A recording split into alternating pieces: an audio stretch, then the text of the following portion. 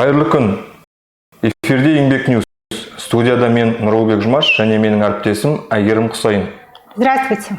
Бүгін біз сіздерге осы аптадағы кәсіподақтардың ең маңызды оқиғалары туралы айтамыз.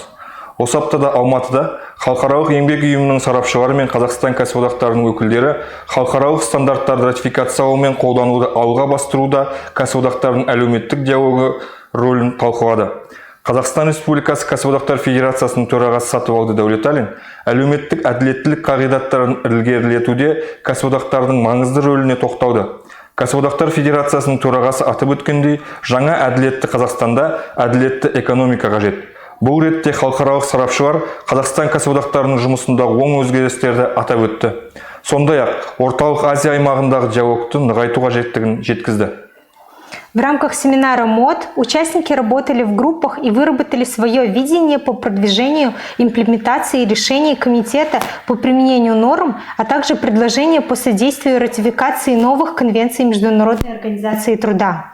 Тем временем хорошие новости от правительства. Премьер-министр Республики Казахстан Алихан Смаилов сообщил, что в 2022 году повысили зарплату 1,5 миллионам работников частного и квазигосударственного секторов.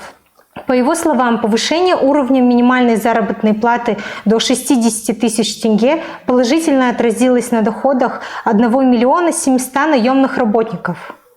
Жұмыскерлердің табысын арттыру Кәсіподақтар Федерациясының әлеуметтік әріптестік барлық алаңдарында көтеріп жүрген маңызды бастамаларының бірі екенін айта кеткен жөн.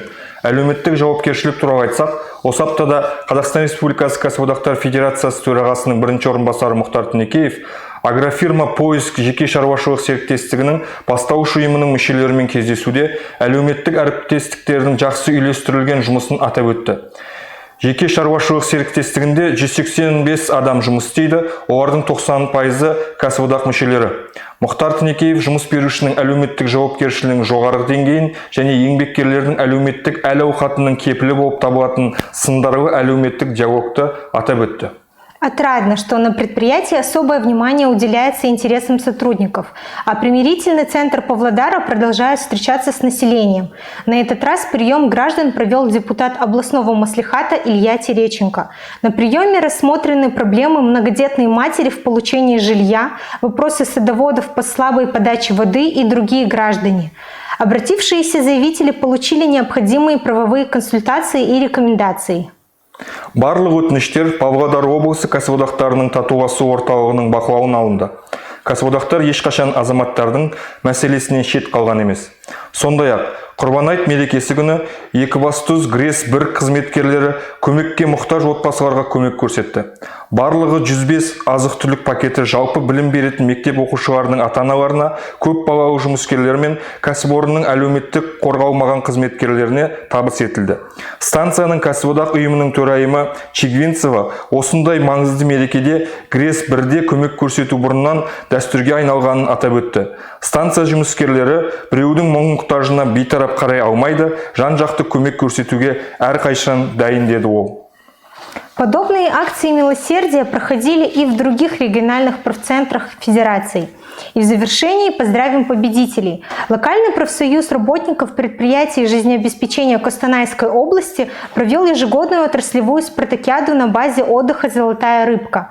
Более 100 участников состязались в различных видах спорта, продемонстрировав сплоченность в трудовых коллективах. В итоге первое общекомандное место и ценный приз завоевали спортсмены из Затобольской теплоэнергетической компании. Второе место по праву досталось коллективу Октябрьского СУКСУ. Третье место в упорной борьбе вырвали карасуляне, работники водоснабжающего предприятия ШГС.